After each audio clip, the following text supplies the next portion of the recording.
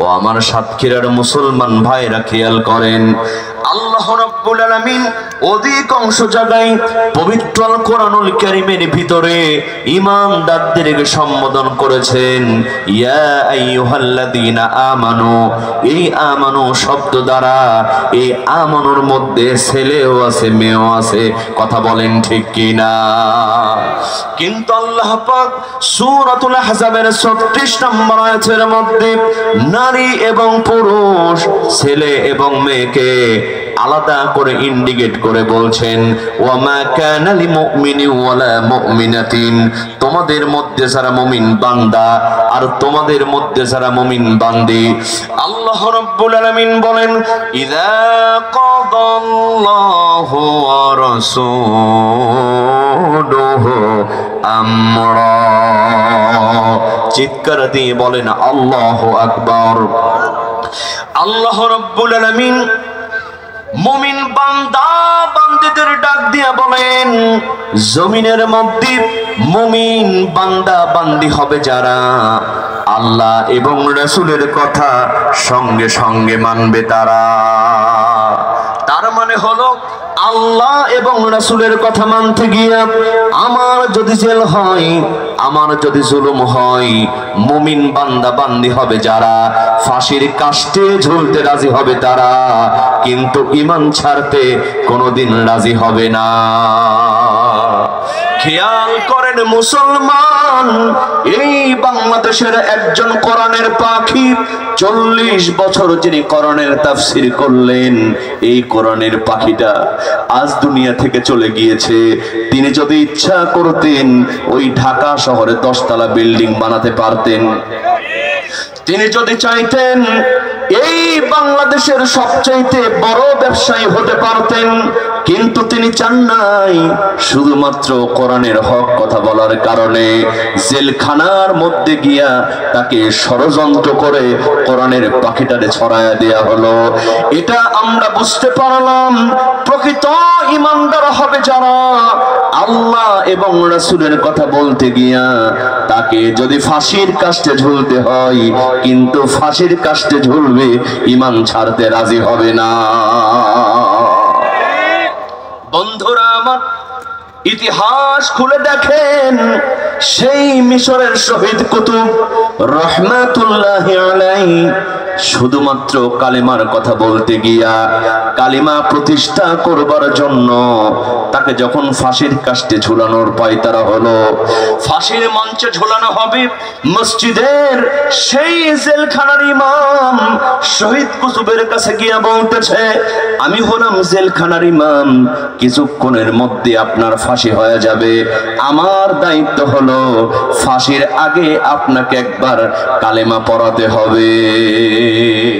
জেলখানার ইমাম যারা হয় দেখবেন ফাঁসি যখন কার্যকর হয় তার আগে তাদেরকে আনুষ্ঠানিকভাবে কালিমা পড়ায়, কথা কোন ঠিক কিনা? ইতিহাস সাক্ষী মুসলমান, শহীদ কুতুব রহমাতুল্লাহি আলাইহি মুস্কি হাসলেন, হেসে বললেন ও জেলখানার ইমাম, আমাকে তুমি কালিমা পড়াবা। এই কালিমা পড়ানোর জন্য সরকার থেকে তোমার কি কি ব্যবস্থা করা হয়েছে? কয় হুজুর, আমার রুটি রুজির ব্যবস্থা করা হয়, আমাকে বেতন দেয়া হয়, ভাতা দেয়া হয়। শহীদ কুতুব সঙ্গে সঙ্গে বললেন আশ্চর্যের ব্যাপার, যেই কালিমা প্রতিষ্ঠা করার জন্য আমাকে ফাঁসির কাস্টে ঝুলতে হয়, সেই একই কালিমা পড়ানোর জন্য তোমার রুটি রুজির ব্যবস্থা করা হয়। আমার ভাইরা বলেন তো পার্থক্য আছে না নাই? এজন্য বিশ্ব নবীজি বলেন আদ-দুনিয়া উসিজনুল লিল মুমিন ওয়া জান্নাতুল লিল কাফির, দুনিয়াটা মুমিন বান্দাদের জন্য জেলখানা আর কাফের বেঈমানদের জন্য জান্নাতখানা, কথা বলেন ঠিক কিনা? এজন্য আল্লাহ পাক আজ থেকে 1400 বছর আগে ফয়সালা করে দিলেন ওয়ামা কানা লিমুমিনিন ওয়ালা মুমিনাতিন ইযা কাদাল্লাহু ওয়া রাসূলুহু আমরা, প্রকৃত মুমিন বান্দা বান্দি হবে যারা আল্লাহ এবং রাসূলের কথা সঙ্গে সঙ্গে মানবে তারা।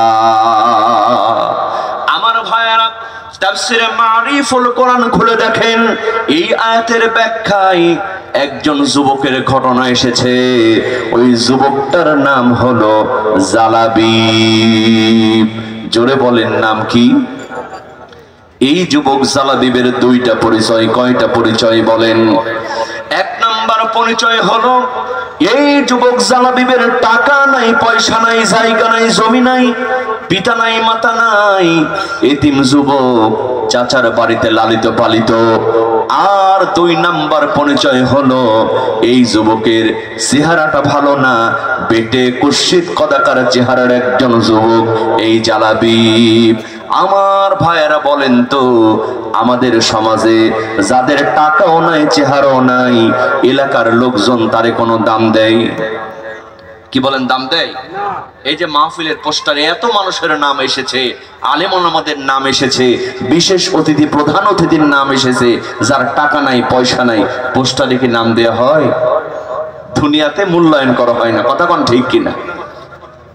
আল্লাহর নবী, বিশ্ব নবী মুহাম্মদুর রাসূলুল্লাহ সাল্লাল্লাহু আলাইহি ওয়াসাল্লাম মক্কি জিন্দেগিতে কোরআনের কথা যখন চুপি চুপি বলতে শুরু করলেন, আল্লাহর নবীজি গোপনে গোপনে ইসলাম প্রচার করতে শুরু করলেন। এই যুবক জালাবিব গোপনে আল্লাহর নবীজির প্রতি ঈমান এনে প্রতিদিন রাতের বেলা আল্লাহর নবীজির দরবারে কোরআন শিখতে চলে যেত। জোরে জোরে কন্যা বাবা সুবহানাল্লাহ। একদিন নয়, দুই দিন নয়, হঠাৎ করে একদিন তার চাচা ধরে ফেলেছে। ধরার পরে বলতেছে, জালাবিব, লক্ষ্য করে দেখলাম রাত যখন গভীর হয় তুমি যেন কোথায় চলে যাও, আবার সকাল হওয়ার আগে তুমি বাড়িতে চলে আসো। ও জালাবিব, আজকে সত্যি করে তুমি বলো, প্রতিদিন রাতের বেলা তুমি কোথায় চলে যাও? আমার ভাইরা, ও আমার যুবক ভাইরা, দেখেন ইমানদার কাকে বলে। সঙ্গে সঙ্গে জালাবিব বললেন, চাচা, যেই নবীজির কদম মোবারক চুমতে পারলে আকাশ এবং জমিন ধন্য হয়ে যায়, আমি সেই বিশ্ব নবীজির দরবারে কোরআন শিখতে চলে যাই। বাজান, কোরআন শিখতে ভালো লাগে না খারাপ লাগে? এটা যত শুনবেন আপনার ঈমানটা বাড়ায় দিবেন কে? ওয়াইদা তুলিয়াত আলাইহিম আয়াতুহু যাদাতহুম ঈমানা। কিন্তু ঈমানদার যদি না হন, কোরআন শুনতে ভালো লাগবে না, কোরআনের হক কথা শুনলে চুলকানি হবে। কথা কোন ঠিক কিনা?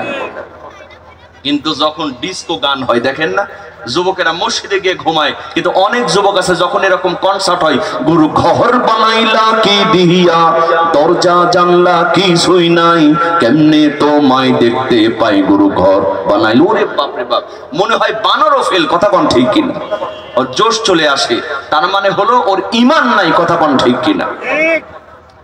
পৃথিবীতে যত গান আছে, যত কবিতা আছে, আপনি একবার শোনেন, দুইবার শোনেন, তিনবার শোনেন, চারবারের বেলা আর ভালো লাগে না। কথা কোন ঠিক কিনা? এর প্রমাণ আছে না নাই?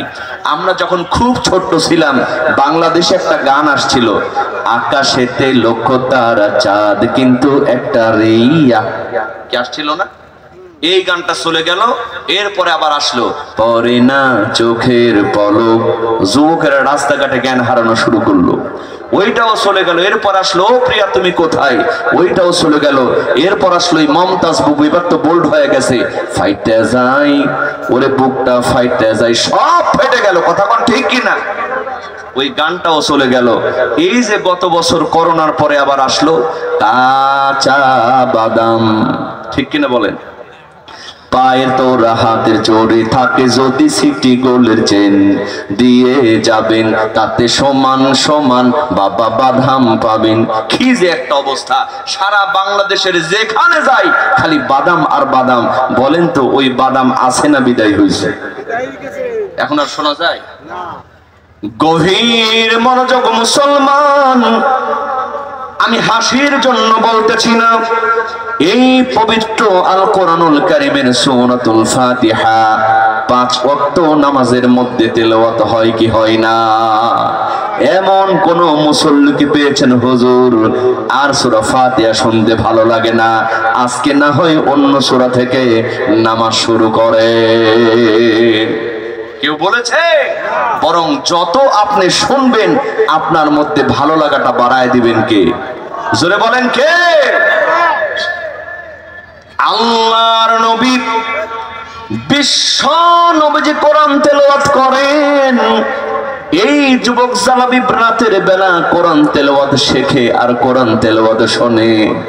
চাচাকে বলে, চাচা তোমার গায়ে যত শক্তি আছে সব শক্তি দিয়ে আমাকে মেরে বাড়ি থেকে যদি বের করে দাও, আমি দুনিয়ার সব ছেড়ে দেব, কিন্তু আল্লাহর নবীজির দরবারে গিয়া কোরআন শিখা বন্ধ করতে পারবো না। সুবহানাল্লাহ বলবেন না? চাচা বলে, জালাবি এতদিন তোমার কিছু বলি নাই, সন্দেহ করেছিলাম, কিন্তু আজকে তোমার লাস্ট আলটিমেটাম দিলাম। নাউজুবিল্লাহ কবেন না? ও জালাবি শোনো, তুমি যদি বিশ্ব নবীজির দরবারে কোরআন তেলাওয়াত শিখতে চাও, তাহলে তোমারই বাড়ি ঘর জায়গা জমি যা কিছু দিয়েছি সবকিছু তোমারে ছাড়তে হবে। আর যদি মুহাম্মাদের দরবার তুমি ছাড়তে চাও, তাহলে আবার তোমাকে এই সম্পদগুলো ফিরিয়ে দেওয়া হবে। জোরে জোরে কন্যা বাবা নাউজুবিল্লাহ। সিদ্ধান্ত একটা, তুমি বাড়ি ঘর জায়গা জমি ছাড়বা না মুহাম্মাদের দরবারে যাওয়া বন্ধ করবা। নাউজুবিল্লাহ কবেন না? গভীর মনোযোগ মুসলমান, আল্লাহ বলছেন, ওয়ামা কানা লিমুমিনিন ওয়ালা মুমিনাতিন ইযা কাদাল্লাহু ওয়া রাসূলুহু আমরা। জমিনের মধ্যে মুমিন বান্দা বান্দি হবে যারা দুনিয়ার স্বার্থ ত্যাগ করে একমাত্র আল্লাহ এবং রাসূলের কথা সঙ্গে সঙ্গে মানবে তারা। এই জালাবি বললেন, চাচা তোমার গায়ে যত শক্তি আছে সমস্ত শক্তি দিয়া আমাকে মেরে বাড়ি থেকে যদি বের করে দাও, বাড়ি ঘরে জায়গা জমি তো দূরের কথা, আকাশ এবং জমিন আমি ছেড়ে দেব, কিন্তু বিশ্ব নবীজির দরবার আমি ছাড়তে পারবো না। যাচ্ছে মোর যাও নিয়ে যাও, ঈমান আমার নিও না, ঈমান ছাড়া ও গো প্রভু মরণ আমায় দিও না, না যাচ্ছে মোর যাও নিয়ে যাও, ঈমান আমার নিও না। চিৎকার দিয়ে বলেন না বাবা মারহাবা। কষ্ট হচ্ছে? কষ্ট হচ্ছে? গভীর মনোযোগ মুসলমান, এই যুবক জালাবিবকে বাড়ি থেকে বের করে দেওয়া হলো। এর কয়েকদিন পরে বিশ্ব নবী মুহাম্মদুর রাসূলুল্লাহ সাল্লাল্লাহু আলাইহি ওয়াসাল্লাম মক্কা থেকে মদিনায় হিজরত করলেন।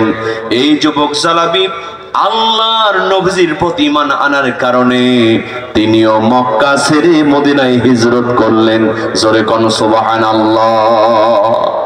মদিনায় যাওয়ার পরে এই যুবকের বাড়ি নাই, ঘর নাই, জায়গা নাই, জমি নাই। আহলে সুফফার সাহাবাদের সঙ্গে মসজিদে অবস্থান করে। আমার ভাইয়েরা, খুব সংক্ষিপ্ত করে বলার চেষ্টা করতেছি।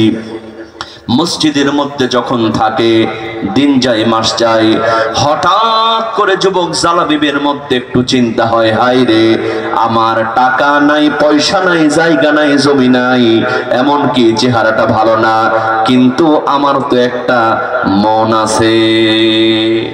বাজান, আপনার টাকা থাক, পয়সা থাক আর না থাক, সবার কিন্তু একটা মন আছে। কথা বলেন ঠিক কিনা?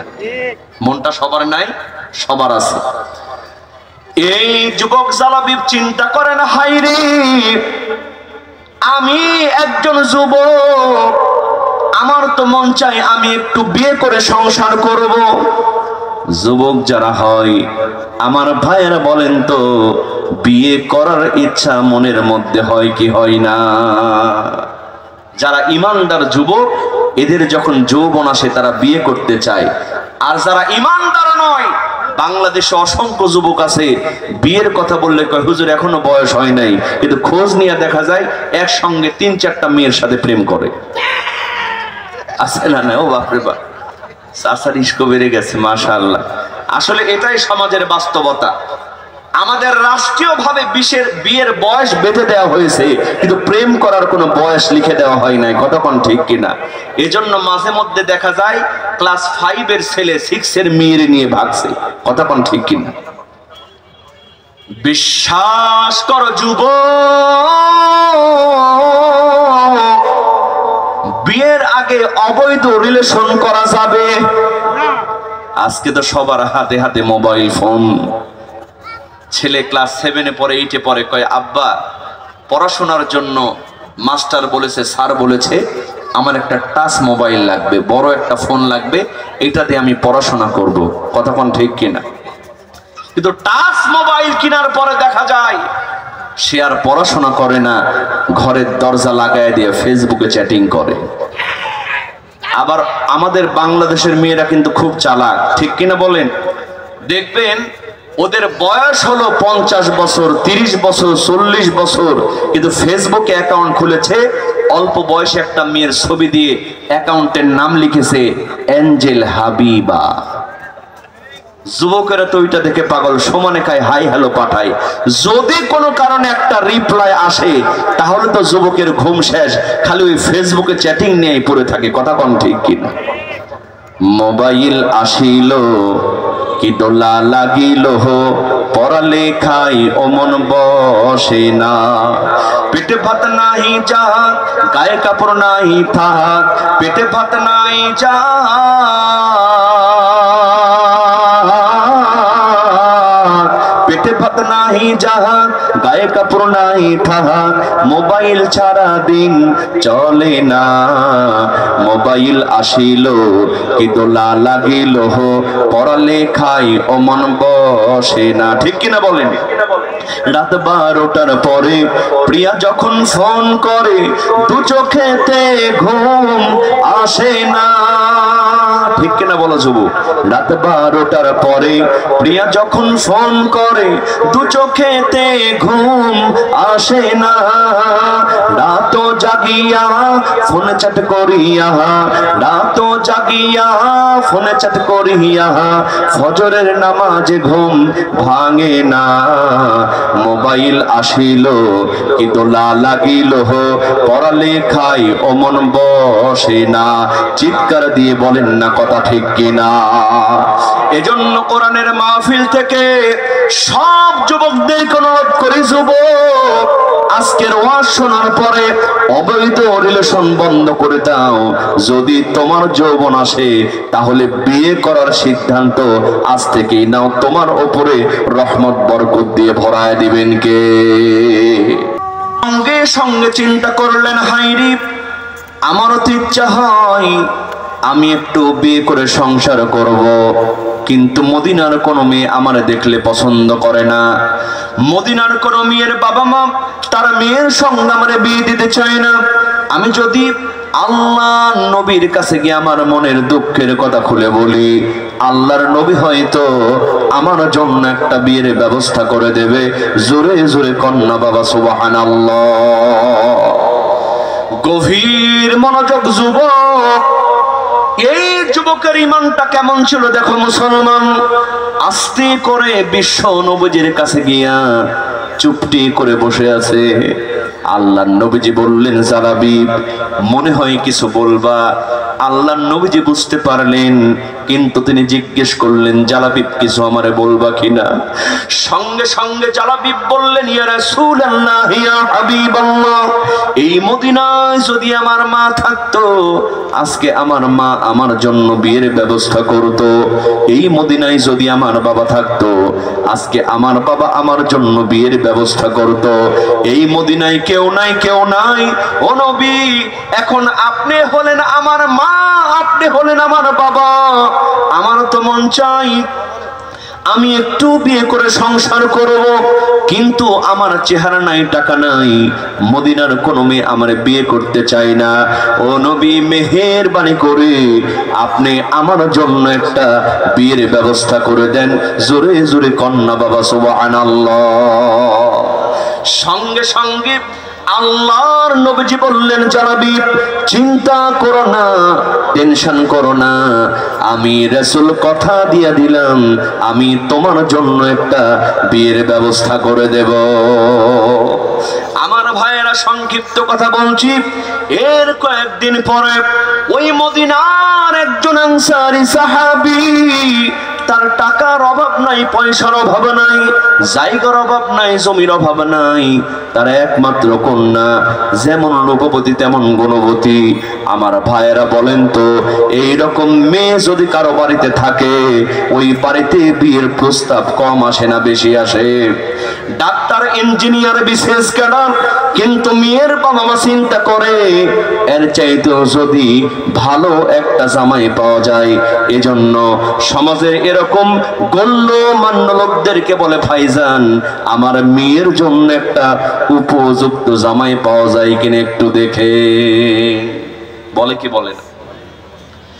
এই আনসারী সাহাবী চিন্তা করলেন, হাই রে, এই মদিনার নেতা হলেন বিশ্ব নবী মুহাম্মদুর রাসূলুল্লাহ সাল্লাল্লাহু আলাইহি ওয়াসাল্লাম। আমার মেয়েকে তো অনেক ধনাঢ্য যুবক বিয়ের প্রস্তাব দিয়েছে, কিন্তু আমি যদি আল্লাহর নবীজির কাছে গিয়ে একটা জামাই খুঁজতে বলি, আল্লাহর নবী হয়তো আমার মেয়ের জন্য একটা উপযুক্ত জামাই ঠিক করে দিবে। জোরে কোন সুবহানাল্লাহ। এই সিদ্ধান্ত নিয়ে ওই আনসারী সাহাবী বিশ্ব নবীজির দরবারে চলে গেলেন, বলতেছেন, ইয়া রাসূলুল্লাহ, আপনি যদি চান আমার মেয়ের জন্য একটা উপযুক্ত জামাই ঠিক করে দিতে পারেন। আল্লাহর নবী বললেন, সাহাবী চিন্তা করো না, টেনশন করো না, আমি রাসূল তোমার মেয়ের জন্য আগে থেকেই একটা জামাই পছন্দ করে রেখেছি। আনসারী সাহাবী বললেন, ইয়া রাসূলুল্লাহ, তাড়াতাড়ি বলেন জামাইয়ের পরিচয় কি? জামাইয়ের পরিচয় হলো, তার টাকা নাই, পয়সা নাই, জায়গা নাই, জমি নাই, এমনকি তার চেহারাটা ভালো না, বেটে কুৎসিত কদাকার চেহারার একজন যুবক, তার নাম জালাবি। আমার ভাইয়েরা বলেন তো, এটা শোনার পরে আনসারী সাহাবীর মনটা ভালো হবে না খারাপ হবে? আনসারী সাহাবী মনে করলেন, হাই হাই, আমি আসলাম, আমি একজন ধনাঢ্য ব্যক্তি, আমার একমাত্র কন্যা যেমন রূপবতী তেমন গুণবতী, আল্লাহর নবীজি এমন একটা জামাই দিলেন, টাকা নাই, পয়সা নাই, অন্তত চেহারাটা যদি ভালো হতো তাও একটা কথা হতো, চেহারাটা ভালো না। আনসারী সাহাবীর স্বার্থে আঘাত লেগে গেল। আনসারী সাহাবী হ্যাঁও বলতে পারে না, নাও বলতে পারে না, একেবারে মাথাটা নিচু করে ফেললো। জোরে জোরে কন্যা বাবা নাউজুবিল্লাহ। কারণ আল্লাহ বলছে, আজকে যে আয়াতখানা তেলাওয়াত করেছি, ওয়ামা কানা লিমুমিনিন ওয়ালা মুমিনাতিন ইযা কাদাল্লাহু ওয়া রাসূলুহু আমরা, জমিনের মধ্যে মুমিন বান্দা বান্দি হবে যারা আল্লাহ এবং রাসূলের কথা সঙ্গে সঙ্গে মানবে তারা। আনসারী সাহাবী মানতে পারলেন না, তার স্বার্থে আঘাত লাগছে। কোথায় লাগছে? আজও খেয়াল করবেন মুসলমান, এই বাংলাদেশে টালটালে ওয়াজ করলে অনেকেই খুশি হয়, সুবিধাবাদ জিন্দাবাদ, এরকম যদি সুন্নতের কথা বলে, খাওয়ার পরে সুন্নত, তাহলে অনেক খুশি হয়। কিন্তু কোরআনের হক কথা বললে অনেক নেতার চুলকানি শুরু হয়। কথা বলেন ঠিক কিনা? স্বার্থের কারণে হামলা মামলা দেয়, এরকম কুলাঙ্গার নেতা সমাজে আছে না নাই? আফসোস লাগে মুসলমান, কি বলবো, এই বাংলাদেশে এখন কেমন স্বার্থের জন্য কাজ করা হয়। বাংলাদেশের একজন নায়ক, নাম হলো তার শাকিব খান। কথা কোন ঠিক কিনা? গত 2 বছর আগে বাচ্চা পয়দা করলো, বাচ্চার মায়ের নাম হলো নায়িকা অপু বিশ্বাস। আহা, এর কিছুদিন পরে আরেকটা বাচ্চা পয়দা করলো, বাচ্চার মায়ের নাম হলো নায়িকা বুবলি, কথা কোন ঠিক কিনা?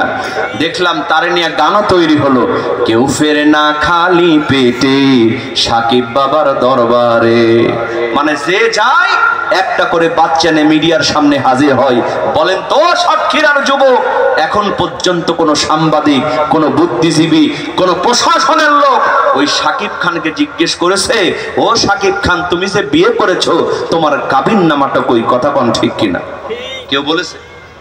কিন্তু মুসলমান দেখেন, এই বাংলাদেশের একজন আলেম আল্লামা মামুনুল হক তার স্ত্রীকে নিয়ে যখন বেড়াতে যায়, আগে জিজ্ঞেস করা হয় বেটা তোর কাবিন নামা কই? মিথ্যা বললাম? নায়িকা পরিমণি যখন জেল থেকে বের হয়, তার হাতের মধ্যে পায়ের মধ্যে মেহেদি লাগানো থাকে, কিন্তু দেশের কোরআনের পাখিরা যখন জেল থেকে বের হয়, তাদের হাতের মধ্যে পায়ের মধ্যে ডান্ডা বেরি লাগানো হয়। আসল কারণ হলো যারা এরকম বিচার করে ওদের স্বার্থের জন্য বিচার করে। কথা কোন ঠিক কিনা? বাজান, অনেক বড় ঘটনা। এই যুবক জালাবিবের কেমনে বিয়ে হয়, শেষটা কি অনেক আকর্ষণীয় একটা ঘটনা। যেহেতু সময় কম, আমি শুধুমাত্র আজকে ওয়াজ করার জন্য আসিনি, আমার ভাইকে সময় দেওয়ার জন্য আসছি। আমার ভাই অনেক দিন থেকে বলতেছে, ভাইজান আপনি একটু আসেন। আমার আজকে মাহফিল হলো এই যে কাথন্ডাতে, ওখানে গিয়ে আবার ওয়াজ করতে হবে, আর প্রচন্ড গরম আপনারা জানেন, খুব কষ্ট হচ্ছে, ওখানে গিয়ে ওয়াজ করতে হবে। এই জন্য আমার ভাইয়ের শুধুমাত্র হাজিরা দেওয়ার জন্য আমি আমার ভাইয়ের জন্য কষ্ট করে ওখান থেকে এসেছি। আপনাকে সবাই খুশি হয়েছেন না বেজার হয়েছে? যতটুকু শিখলাম, আমার আজকে মেসেজটা হলো যে আমরাও যারা মুমিন বান্দা বান্দি হব, লা ইউমিনু আহাদুকুম হাত্তা কুনা হাব্বা ইলাইহি মিন ওয়ালিদিহি ওয়া ওয়ালাদিহি ওয়ান নাসি আজমাইন। এই দুনিয়ার কোন স্বার্থের কথা চিন্তা করব না, শুধুমাত্র আল্লাহ এবং রাসূলের কথা আমরা সামিআনা ওয়া আতা'না সঙ্গে সঙ্গে মানব। সবাই রাজি আছেন তো? বাজান সবাই রাজি আছেন তো? আল্লাহ কবুল করুক, বলেন আমিন। ভাই এখন আজান দিলে, আজান যেহেতু হয়েছে, অনেকে আজানের রিকোয়েস্ট করেছিলেন, কিন্তু এখন যেহেতু মসজিদে অলরেডি আজান হয়ে গিয়েছে, এক কলি।